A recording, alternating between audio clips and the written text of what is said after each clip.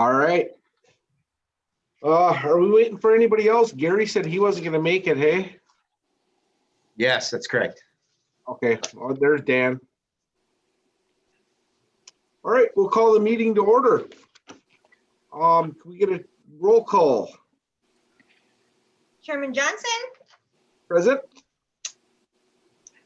Ms. Brum, Here. Mr. Bodines, Here. and Mr. Hayes. Present. All right, and others in attendance, I can see Daniel Johnston, or Johnston, Mark, and Pam. Yeah, Check. Hey, can I get an approval of the agenda, or is there any additions or deletions? Mr. Chairman, I make a motion that we approve the agenda as written. This is Harold Hayes. I'll second that motion. Okay, we'll do a roll call. Leonard, Yes.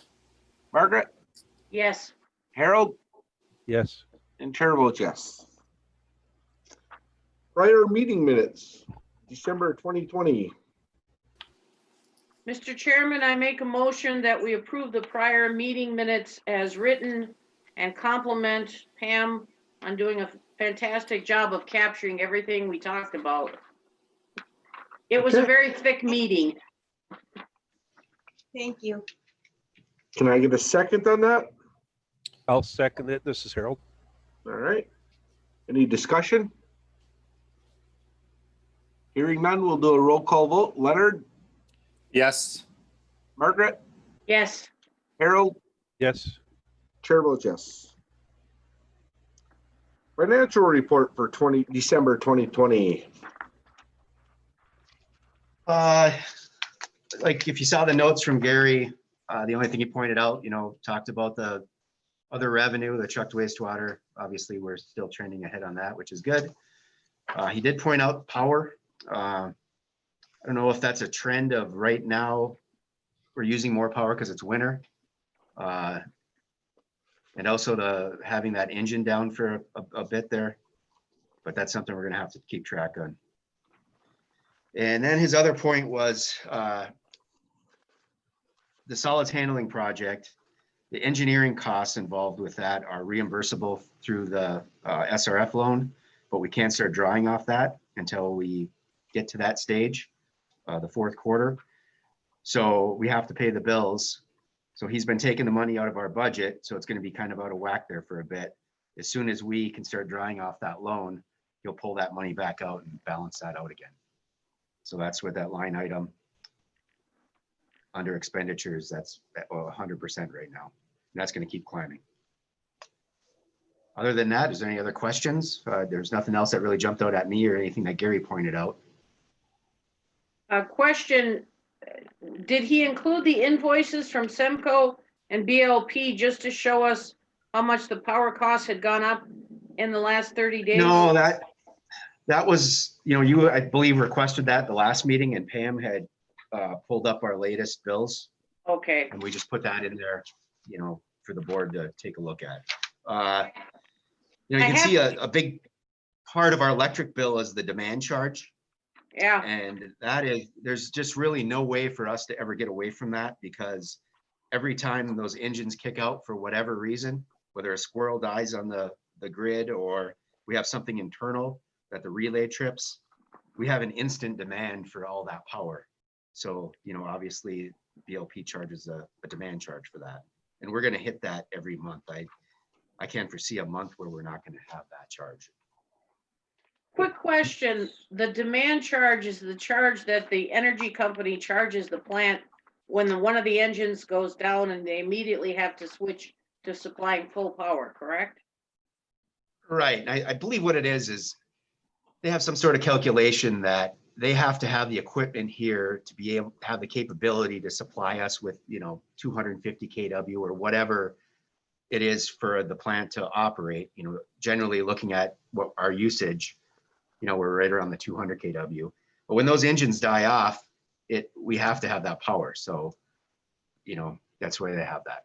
I know at the lift stations, when we did that project, it was designed to, so the pumps would only start one at a time and ramp up slowly to avoid the demand charge. But there's just no way we can do that here. Okay. We get hit with a demand charge also on our fire station and at our lift stations also. So it's not uncommon. It stinks, but Right. it's not uncommon. Right. And it's, I think it's fair. Obviously, they have to put the infrastructure in there to be able to supply that power if you need it. Even if you don't use it all the time, it has to be there. So, Yeah. And they've never let us down. We've always been able to switch from the engines to the demand straight from the plant. it's, Then, yeah, it's pretty much automatic. Yeah. all right. Yeah, we certainly don't get hit that hard, but we see something too. So Okay. Yeah. We do as well when like a big fire pump or something kicks on, and we'll get hit with that as well. yeah. Yeah. Yeah. So it's not uncommon, Margaret. Thank you. Is there any other questions on the financials? Trucked wastewater. I noticed the We Energies people are working on their, something out into the lake. Is there any idea how much longer that truck wastewater from We Energies is gonna continue? It's going to continue forever until, unless they decide to take it somewhere else. There's always going to be a need for the leachate coming off there because of the moisture. Okay, There's always going to be a need to dispose of that leachate, and it's going to have to go to a wastewater treatment plant. It's just a matter of whether, they want to go to negotiate with Ishpeming or something like that and then truck it all the way there. The advantage they have here is they can just dump it right on their site there. Is this Into pretty our much sewer a system. constant amount, or is it very? Yeah, when they first closed the plant and before they had the landfill, the second one capped, it was quite a bit of wastewater, quite a bit of leachate. Once they capped it, we've seen it go down. So, Obviously in the springtime when the water table comes up, their flow increases, but it's pretty consistent. It just varies on weather and, the time of so year. it's something that we can budget for into the future. It's going to be a reliable source or. It should be, like I said, they have a right, they could go wherever they want. Right, But, they we're- would have the we're added giving them cost of cheap trucking. enough. They're not Yeah. gonna go anywhere else. Yeah. No, they're not going to go anywhere else. I think we have pretty much the best rate. I think most of the other treatment plants are like a penny more. Well, not only that, but they got to haul it quite a bit farther. Yeah, it's the hauling fee is the Yep. crush. Okay. I know right now they're hauling it with their own employees from their landfill to the power plant, and then they're dumping into the sewer system there.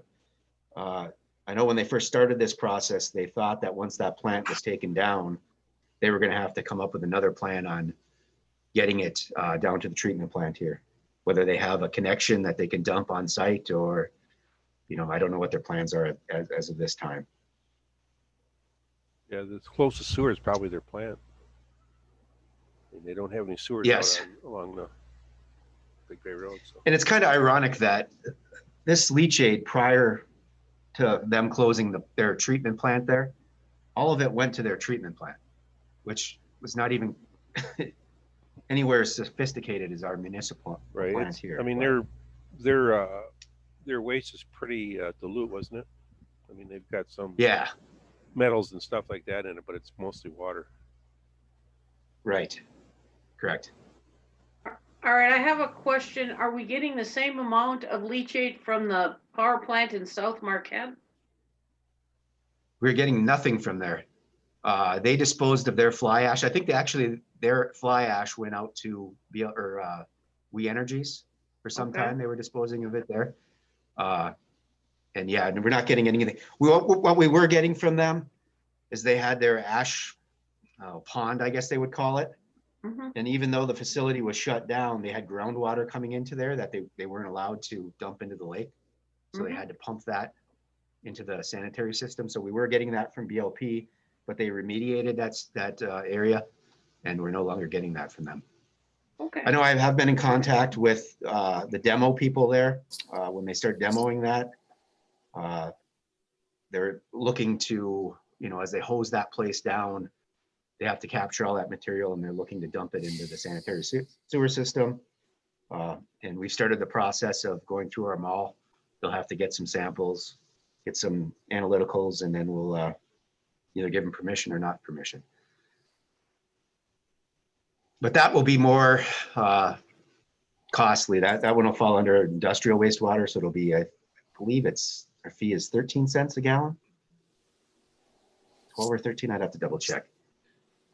It's within the three municipalities. There's a cheaper rate by a penny, I believe, but that's down the road. Okay. Thank you. Did we we had a motion and that all got approved, right? The financial report? Did we have a motion, Ben? I don't think we did a motion on the Yeah. financial. I don't think we did a motion, Brad.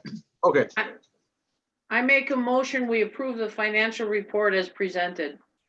Can I I'll get a support it. second? All right. Oh.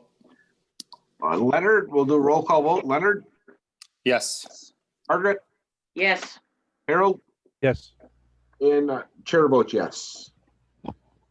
Solids handling report. Just to give the board an update, we have weekly meetings. Me and Dan are meeting with Donahue weekly. Still going through laying things out. We pretty much come to a conclusion where we're going to go. We did run into the problem with the poor soils that we're going to require a lot more pilings than was anticipated. We're still working that problem. We're going to look at as you come into the driveway, there's that hill there. I think it's a natural hill that really wasn't part of the wetland area. So they're going to do some drilling there, soil borings to see what the soil's like. So we're hopeful if it's good there, we'll be able to pivot that structure into that area and not have to use all those pilings, because that's looking at like $600,000 just for pilings. Ooh. Yeah, which will put us over budget. We've been working on getting that budget down to try to meet where we are. So we're still working that problem. We had a meeting with Eagle yesterday, me and Donahue, just to go over the funding. And if we do run into that piling structure problem, whether we can maybe increase our approved loan amount to cover that. That's all stuff to come. What kind of? We pretty much have they the running? laid What kind- out. Oh, sorry, Harold. I'm just curious, what kind of, I guess, soils were they running into? Old sawdust? Because some old sawdust was buried out there along with some sludge. Yeah, a lot of sludge. It's a lot of organics. Okay, And it went yeah. down a lot further than they were anticipating. Yeah. I know the river itself used to flow through that area. Yep. And at some point, where in time, I don't have a date, but they basically cut the channel the way it is now. Yeah. And over time, that wetland area was kind of filled in, especially close to the plant. I know that the city did put some biosolids in there back in the 50s, probably 60s. Actually, when I was And inspecting during the tank or the plant construction back in the 79, 80 project, that was, we took a whole digester and buried it out there somewhere because it Yeah. was, they had to get in. I think we may have found it, unfortunately. The DNR approved And it. I know, yeah, well, it What was, they yeah, did- it was allowed What at they the time. did is because they were concerned about it being weak soil, they put a bunch of sawdust on top. They went out to Okay. that sawdust pile out by off Holly Street for the old. Yep. And they hauled a whole bunch of sawdust and piled it on top of that sludge to help it create buoyancy, I guess. Okay. Anyways, I'm not sure exactly where that is out there. Yeah, I think it's kind of right into the area where we are. Yeah. Where The we're whole looking plant to is put on that. piles, the digesters Yep. in west Yep. basement is on piles. I know for sure. Yeah, I've seen the pictures of that. And the new generators, when they were put in, they had to put piles on or down for them. Yep. Just unfortunate that they were anticipating they may have to use some piles, but they weren't anticipating they would have to go down as far as they're going to have to go down if we go where we are right now. Okay. Like I said, I'm still hoping that hill there'd be some added cost of taking down some trees and leveling it out. but it'd be a lot cheaper than the pilings for sure. So we're still working that problem. And I guess I'll have more to, every month we'll be talking about this. I'll give you an update every month. But we've put a lot of work into it. Okay. How about operations report? Yes, can you guys hear me? Yep. Okay. All right, permit compliance for the month. No permit violations since the last advisory board meeting. Plant notes, we continue to operate under the city's COVID-19 plan. We're following the safety protocols. And we're still gathering weekly samples of our plant influent and solids from various stages of the treatment process to be analyzed by Michigan Tech. And the MSU testing program has been defunded and they're on standby. NMU's program was also defunded, but they've started back. They're going to start back up again next week. They've got enough money for, was it 3 more weeks, Mark? Yeah, I believe it's 3 weeks. Okay. And we do get reimbursed. The state had provided funding for MSU to do the COVID testing on wastewater treatment, and NMU was part of that. That funding ended on January 1st, and the state did not renew the funding. Okay. But apparently there was some money left that NMU was going to be able to do 3 more weeks and finish up their study. So they asked if we would collect samples, and they reimburse us $100 a week for our time to collect those samples because we have to go out to the lift stations. All right, our 2 new employees are here and they're fitting in quite well. The fact that they have prior wastewater experience has been huge. So far, they've only need to learn the specialties of the plant, how the plant operates itself. And we're slowly integrating them into the normal schedule.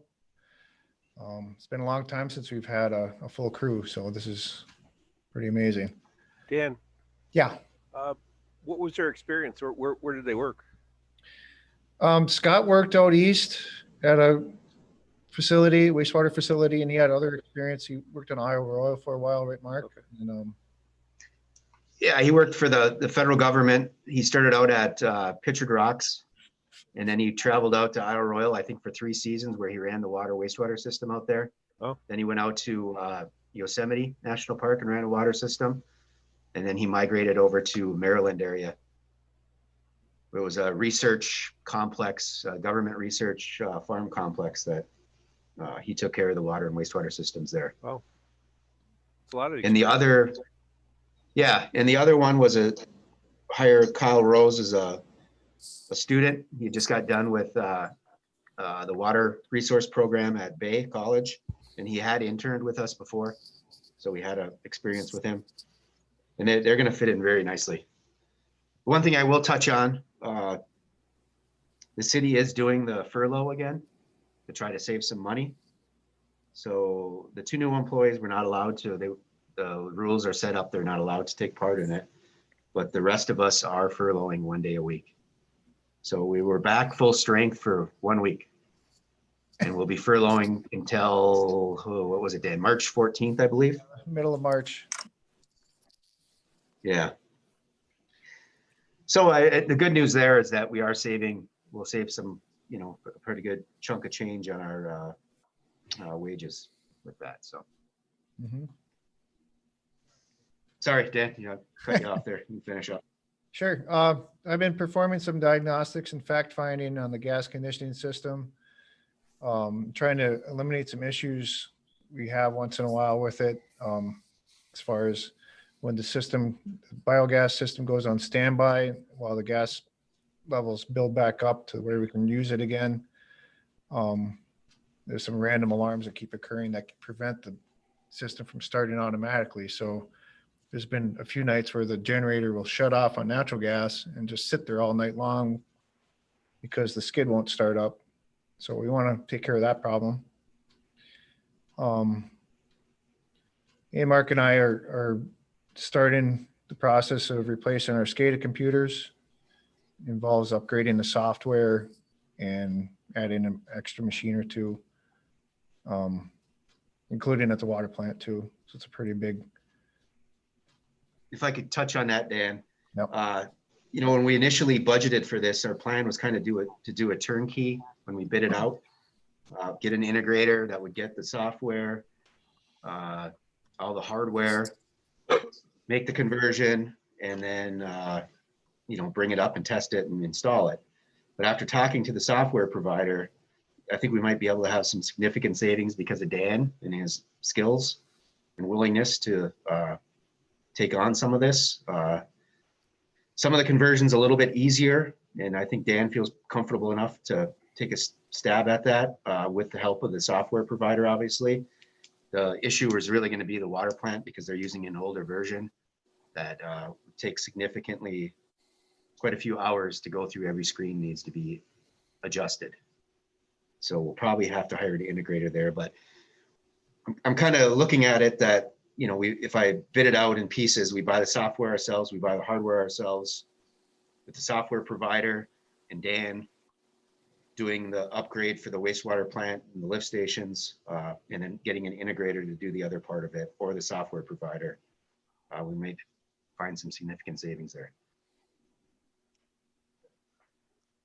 All because of Dan, I will add. Well, we'll see. Yes, we're lucky to have you. Well, thank you. Industrial wastewater acceptance activity for December. Wisconsin Electric leachate, 84,000 gallons for $2,520. Fabric Cat, 3,600 gallons for $468. LSNI, 2,500 gallons for $325 for a grand total of $3,313. And maintenance management, in the realm of preventative maintenance work orders, although we've been shorthanded for a very long time, we will be training in our new employees to perform routine maintenance as soon as humanly possible. And just the fact that we've got 2 guys that can work the routine frees up 2 experienced guys to tackle that stuff as well. So it's unbelievable the difference it can make. And we finished rebuilding and put back into service the #1 digester recirculation pump. And so that system backed out normal operation. And we also repaired a leaking seal on one of our boiler booster pumps. And right after replacing that seal, the booster pump on the other boiler started leaking. So that part is on order as well. So, and that's about it.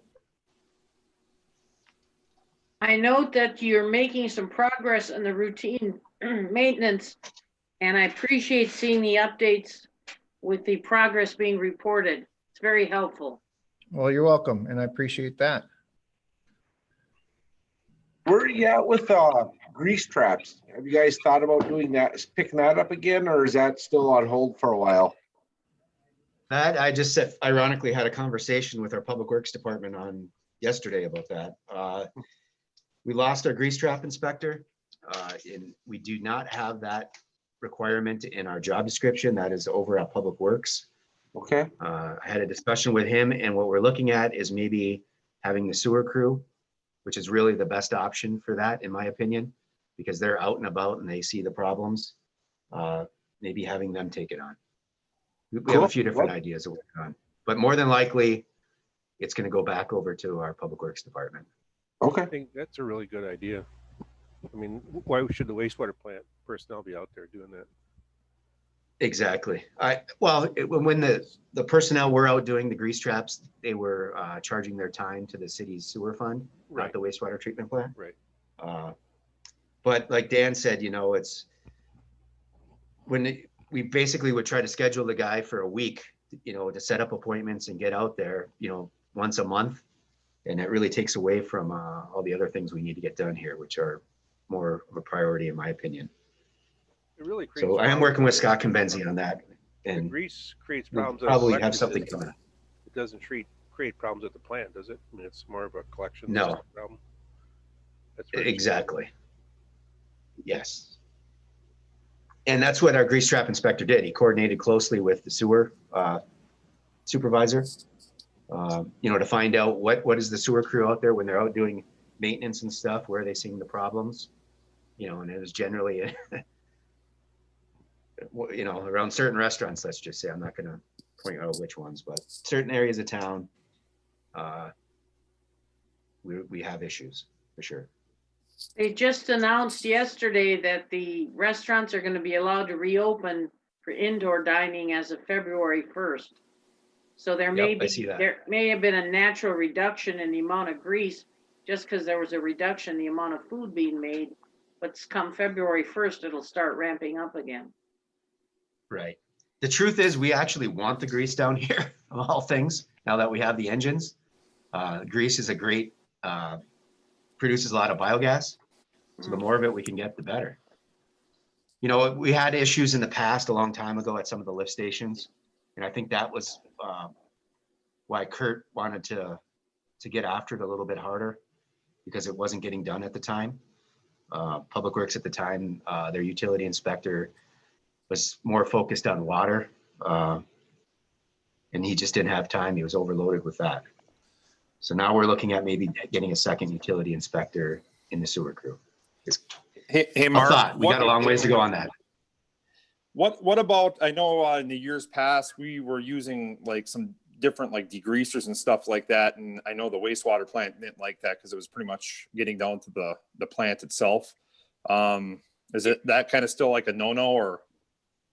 Well, our experience is restaurants that use the type of enzymes and that material, what it does is it allows the grease to get out into the system where it emulsifies and ends up being a problem in the collection system. Not so much the lift stations. That's our experience here in the city, and that's why in our ordinance, they're not allowed to use them. Okay. We do run across them all the time. We advise them they're not allowed to use it. And we haven't had to take any enforcement action. Usually we talk to them and they stop using it, and then they have some personnel changes, and then a salesman comes through and sells them on the fact that you don't have to clean your grease trap as much. And then, they start using it again. So that has been a constant battle. But it is in our ordinance that they're not allowed to use it. Okay. Great. So moving on to your old business then.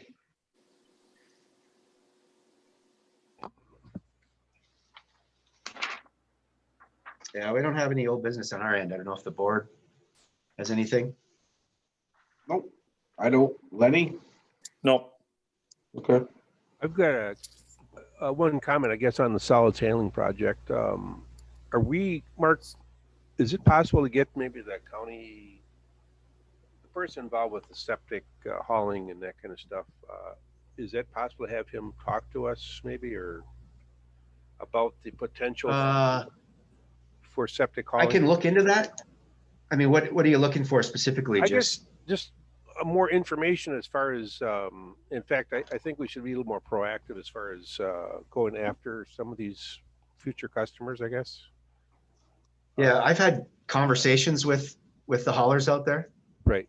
To see where they're going, what they would like in a receiving station, whether they haul grease or not, all those Sure. questions. Yep. But I know they have to send a report to Marquette County and Eagle. And I can Marquette get County that and more or find less out. administers that locally, right? That septic. Well, I think the septic part, putting the tanks in, is all run through the county, and they probably get a report. But as far as enforcement goes for the haulers, I believe that's through Eagle. At least if they Right, but land apply, for sure it is. Right, but they usually, I think, but I think even in septic disposal design, all that stuff, it's all state authority, but they allow the counties to administer it, the local septic permits and that kind of stuff. Yeah, for the permits, and for sure, I know it is the So county. I'm just assuming he's got As far as some- overlooking the,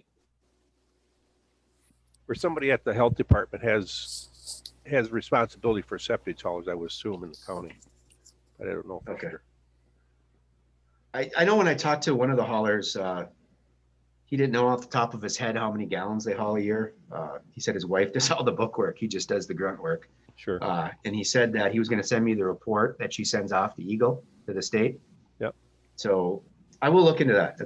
I'll get that for you. Is it possible maybe then to contact somebody at the state level to see what, I mean, if somebody's got a authority over the whole county as far as haulers, Right, maybe that's the person we should talk to, just to get, right. I just, you know, I believe everything you're telling us, but I think we need to make sure that we're going to have enough customers, I guess, when this project's done to make it successful. Okay. Okay. I don't know. I just think we need to be a little more proactive as far as at least the board level. I'm, you know, you're comfortable with what you're doing, but as an advisory board, I think it's imperative that we try to be a little more, I guess, proactive in determining what exactly we're going to have as far as customers and that kind of stuff. Okay. I know on my, the survey I did of the haulers, I think there's what Donahue had in their revenue calculation on how much septage we were going to get. I think we're going to be right there or even more. But okay, yeah, I'll get that information, Harold. It's got to be out there. You're right. They have to report to somebody. yeah, I just think we should information talk down. to the person that I guess is in charge of the haulers, that's all, and see what Right. his perspective is on it. Okay. That's all I have. There's any new business? Not hearing none, we'll move on to public comment. Not hearing any of that, we'll move on to board comment. We'll start with Lenny. I don't really have anything. The only thing, just as far as into our system, what we have going on, we got our second Center Street lift station pump installed, so we're pretty much up to full service on our collection system here. We been kind of dealing with some problems with our Center Street lift station here for the last few months, and finally got those solved. So we had to order a pump from Denmark, and believe it or not, it got here, I think, within like a few days. They must have airmailed it or something. I don't know, but it was kind of fun watching the tracking going from Denmark to Germany to, I think it might even went to England and then to Milwaukee. So it was pretty interesting, but we're up to full strength on our collection system. So it seems like everything's working fine out there. Cool. Margaret. Yeah, in terms of the monthly PFAS update, as you're all aware, we had a change in the top of the federal government yesterday, and many of the relaxed rules we've lived by for the last 4 years are basically being reviewed. The good news is that back in August of 2020, the state of Michigan stopped waiting for the federal government to impose drinking water standards for PFAS. And they enacted their own drinking water standards for PFAS, which have been reported as being the toughest in the nation. So even with the change in regime, and I don't mean that wrong term, change in management of the country, I don't expect the federal government to come down any harder on Michigan than Michigan has already come down hard on itself. And I think that's good news, because I really think, looking at what Michigan has done, that the rest of the states and maybe even the federal government should follow in Michigan's lead, as opposed to saying, Michigan, you're doing it wrong. So I have great hope. And again, there was no article on this. I keep track of anything that's been published on PFAS regulations. And Michigan just got tired of waiting for the federal government because they weren't doing it. So they did it themselves. So that's good news. Does Michigan have more information than the other states in the country? Is that why they're getting more? I don't know, Harold. Michigan has been identified with 88 problems, locations for this chemical. I know that it's located, but I still haven't seen any information on how many people are dying from this every year. Harold, I promise you, as soon as I see a study on that, I will let you know. All I see is potentially or possibly could cause these things, but I've never seen anything that, 10 people are dying every year from this in the United States, or 1,000 are, or 10,000 are. We don't have any information on it. Harold, right now I can only tell you that the state of Michigan is super sensitized to problems with their water system based on the disaster in Flint. And I think personally, not professionally, but personally, I think That's one of the reasons why the state of Michigan is so far ahead of the rest of the states on this. And in terms of the studies where you link it to deaths, I haven't seen those results yet. Because there aren't any. However, in terms of what they're looking for in death rates right now, they're making sure that people's death certificates reflect if they're dying of COVID as opposed to other things. So again, I haven't yet seen a death certificate that blamed it on PFAS contamination. But my understanding is for those people exposed to Agent Orange, they don't typically put on their death certificates it was due to Agent Orange contamination, but they write down the medical conditions that express themselves. So again, I'm not sure that you'll ever see the piece of paper you're looking for that links a death directly to PFAS. However, the existence of PFAS, the fact that in the state of Michigan now, if any firefighting organization uses PFAS foam, it has to be reported to the state within 24 hours.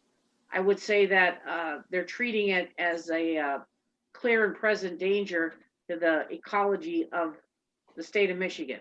That's all I can tell you, Harold. Related to that, actually, ironically, our drinking water is getting tested by the state today. We're taking part in a voluntary survey. We've Yeah. already been taking part in it, actually, but they're collecting a water sample today. I honestly think that when the federal government gets around to this nationwide, they're going to use Michigan's standards as a model because they're very well put together standards. So. Okay. Anything else, Margaret? That's it for this month. All right. Thank you. Harold. Are these invoices that were received is just for information, or is it something going on that we should know about? The ones from Semco and Water, Light and Power? Yeah. Those are the ones that were requested at last month's meeting, I understand. I asked for yeah. them. Okay. I'm trying to get a feel for what type of bills you see because it's so different than a residential one. When I first saw those numbers, I thought they were typographical errors. And then I realized it's an industrial site, so it's going to be that big a number. So I appreciate seeing the original documents. It's always a good idea to double check the original documents to see what you're actually seeing every month. And the financial report was a little bit lagging last time, and I think you guys were concerned with that, so that's why we, Right. Okay. Anything else, Harold? Nope. I'm done. Okay. The last thing, or for myself, all I've got is that the reservation behind the casino is looking at adding on to the sewer also this year. They're going to be putting another lift station in there, and the 35 homes that are on the reservation will be hooking into that and then connecting to our sewer system. And once it's all said and done and installed and everything, that will transfer ownership to us, Chalkley Township. So we'll be getting a little bit of flow there also. Good. Other than that, that's it for me. Seems weird. Like I'm missing something for how early it is. But we'll call for adjournment. Mr. Chairman, I make a motion, we adjourn. Second that one. Harold Hayes, I will. second it. All right. We'll do a roll call on this one also. Leonard. Yes. Margaret. Yes. Harold. Yes. All right. And chair votes yes. So thank you, everybody, and have a great week. Are we You as well. meeting Thanks, Randy. next Thank Thank you for all the meetings help, at- Randy. next meetings in Chalk or the Marquette Township?